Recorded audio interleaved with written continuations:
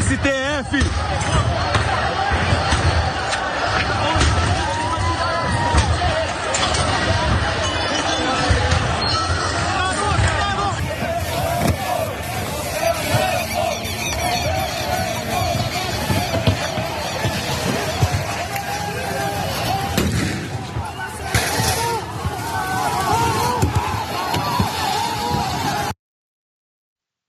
Those scenes out of Brazil look kind of familiar. They're just wearing different colors, different flags they're holding and carrying into these government buildings in Brazil. These supporters of Jair Bolsonaro, as you could probably guess, he lost his election in November, so his people stormed the government buildings. They're upset about something. Could you imagine what they could possibly be upset about? A stolen election? Let's go for some details here. So on an extraordinary day of political violence, rioters on Sunday ransacked Brazil's 3 branches of power as part of a failed attempt to overthrow President Luiz Inácio Lula da Silva's week-old government, just a week old. So by the evening, security forces had retaken control of these breached buildings, said Flávio Dino, who's the Minister of Justice and Public Security.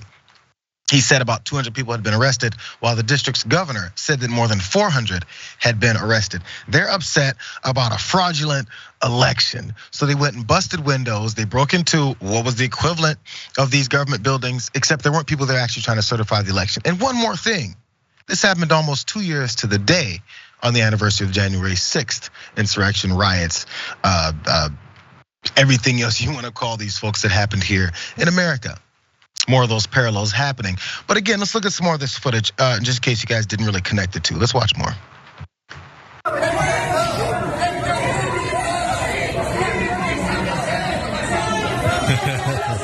Essa bem, liga o botão aqui.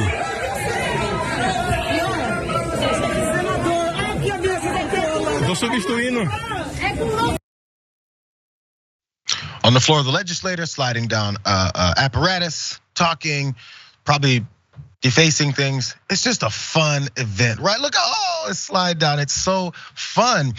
It's like they continue to do the same things that we've already seen here, which has also been promoted, glorified, and all that from the right in our country. What did Bolsonaro have to say about all these things? I think you guys wondering that. I am too. Former Brazilian President Jair Bolsonaro denounced the depredations and invasions of public buildings in Brasília after his supporters stormed key government buildings on Sunday. He tweeted that peaceful demonstrations respecting the law are part of democracy. I don't know if he said anything about go home and go home quietly, but still continuing. While Bolsonaro has said he would cooperate with the peaceful transition of power, he has also declined to explicitly concede his election loss in October. Here's a little bit more from his statement. This isn't written down here, but I saw the full part he was saying. He tweeted out these few things. He said, however, the depredations and invasions of public buildings as occurred today, as well as those practiced by the left in 2013 and 2017, escape the rule, is what he said. Throughout my mandate, I've always been acting according to the Constitution, respecting and defending the laws, democracy, transparency, and our sacred freedom. So you see the link there where he says, it's not like what the left has done. How did we hear that? Those same types of statements when it happened here? Who was it that did it? Who was it that make these things happen, that forced us to do these things? They're cheating all the time. Before we go to the more of the connection to our American insurrectionists and anti-American folks that call themselves patriots, Jessica, what are your first thoughts on these comparisons and also what Bolsonaro's doing? Because he's in Florida, bro. Yeah, Bolsonaro's in a KFC and they're trying to take, government buildings, which I think is exactly what we should take away from this, is that a building is just a building. It reminds me of the clip from January 6th where the guy's like, yeah, we're gonna go in there and we're gonna take that building. And then the guy behind him's like, and then do what? Because genuinely, like they went in there, they looked silly, they ran around. I'm sure some of them took some souvenirs. They went in front of the desk just like we did on January 6th in the United States. But of all of the coups you could pick from to replicate and model your coup after, you chose one that failed. Doesn't make sense to me. That playbook has proven to be ineffective. And that's the one they did because I think they realize that maybe they don't fully understand what the government is supposed to be doing. When you like this brand of fascism, your idea of the government is a set of principles about like living a traditional life, right? And not having the socialists take over. And it's this lack of understanding of who has power in society? What would we do? How would we govern? What is the government for? That's the type of people that are doing these kinds of coups. I guess it all kind of matches up though. As you said, you model your coup after one that failed, but then you have no plan if it's gonna be successful anyway. It's almost like you only think one step ahead of anything. And by the way, we have those same conservatives. They still reenact the Civil War and they lost that part. You keep reenacting as the losers. Just saying, these are comparisons that keep happening. So let's actually, I talked about how Bolsonaro's in Florida. Here's a few more details about that. So a few days before former President Jair Bolsonaro supporters stormed government buildings in Brasília, videos on social media showed the conservative ex-leader wandering around a shopping market in Orlando. What's he doing in Orlando?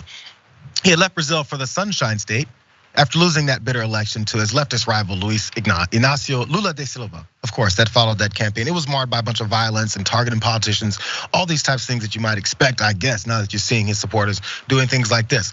Joaquin Castro, member of the House Foreign Affairs Committee here in America, he went on CNN to talk about this. And why the hell is Bolsonaro sitting here in our Florida while this is going on? Watch. Well, Bolsonaro was an authoritarian leader. And I stand with the democratically elected leadership in Brazil. And he basically used the Trump playbook to inspire domestic terrorists to try to take over the government. And you're right, it looks a lot like January 6th in the United States. And right now, Bolsonaro is in Florida, and he's actually very close to Donald Trump. He should be extradited to Brazil. In fact, it was reported that he was under investigation for corruption and fled Brazil to the United States. So we were talking about asylum seekers and immigration earlier.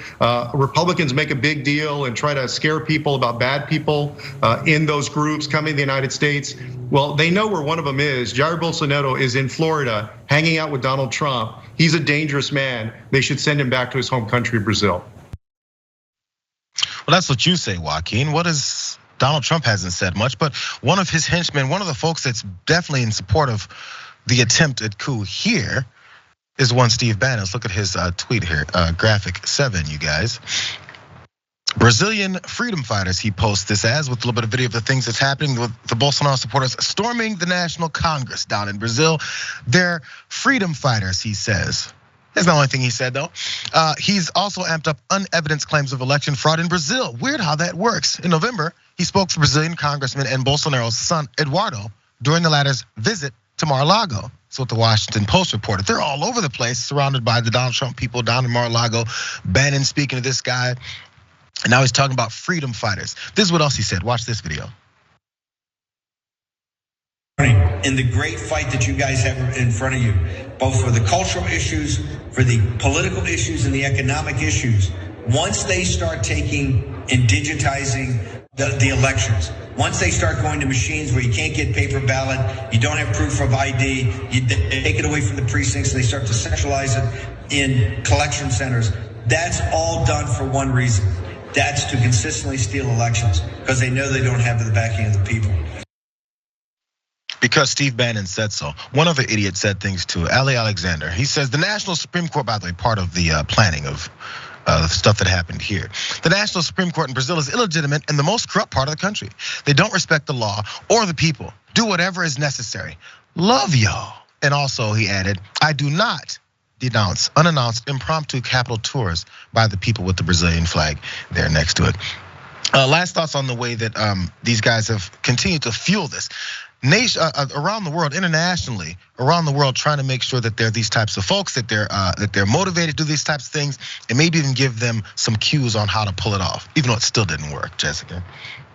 Yeah, the most interesting development here is how quickly the United States State Department and elected officials in the United States actually said, you know what? We don't support this insurrection. We don't support Bolsonaro's faction in Brazil, and Lula is the legitimate leader, right? We had Secretary Blinken tweeting about this. And it's kind of funny because it's like, oh no, if there was a fake election in Brazil, we would know because we're the guys who do the fake elections in Latin America, of course. So this one's real. This is an attack on democracy. I do think, it's interesting because it would have been a perfect in for the United States to say, hey, we're gonna back this right-wing government like we always do in Latin and Central America and across the Caribbean. So I think it's a changing tide. I'm like cautiously optimistic about our support for Lula. And of course, it's sad to see the police participating in this in Brazil. It's good that Lula immediately called that out. And hopefully we see that he has the military backing him and we're not gonna see this insurrection or coup be successful. It's amazing that in 2023, we have American figures that are directly related to a former president who was a part of something like this, and they're raising their hands, or I guess raising their Twitter fingers and saying, I'm a bad guy. I'm one of those guys you guys should be looking out for. I'm looking for more violence and political insurrections. That's what I'm looking for. They're saying it out loud. We're gonna listen.